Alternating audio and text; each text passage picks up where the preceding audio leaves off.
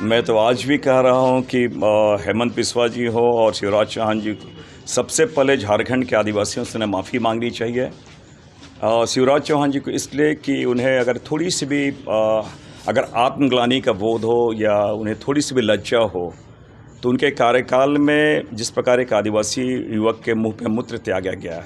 तो क्या वो इसे लेते हैं, उसे उनको शर्म महसूस होती है? तो झारखंड के आदिवासियों से पहले, क्योंकि एक आदिवासी बहुल राज्य है, यहाँ आने के बाद सबसे पहले यहाँ के लोगों से माफ़ी मांगनी चाहिए। रही बात हेमंत बिस्वा शर्मा जी, मैं फिर रिपीट कर रहा हूँ कि जो 200 सालों से असम में जो यहाँ के आदिवासी निवास कर रहे हैं, उनको टी गार्डन लेबर की संज्ञा वो देते हैं,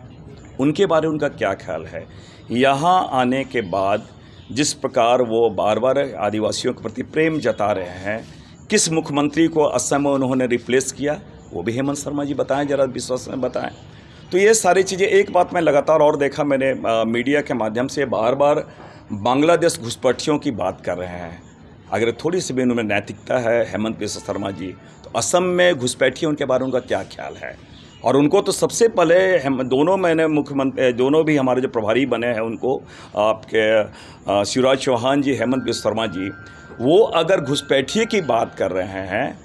तो अमित शाह जी से बात को पूछे ना कि उनके कितना लुंज पुंज व्यवस्था है कि बॉर्डर उनसे संभाला नहीं जा रहा है, बॉर्डर सिक्योरिटी फोर्स क्या कर रहे हैं। ये तो केंद्र सरकार की चीज़ें हैं, नाकामी उनकी है। तो मैं समझता हूँ, चलिए अनजाने में सही है, वो अपने सही बातों को बोल रहे हैं, तो पहली जिम्मेवारी उनकी बनती है कि बॉर्डर से अगर क्रॉस करके लोग आ रहे हैं, घुसपैठी आ रहे हैं, तो उनकी सुरक्षा व्यवस्था में कहीं कमी है, और ये गृह मंत्रालय की कमजोरी दर्शा रही है। तो मैं समझता हूँ कि और दोनों के आने के बाद बाबूलाल मरांडी जी एक आदिवासी मुख्यमंत्री हुआ करते थे,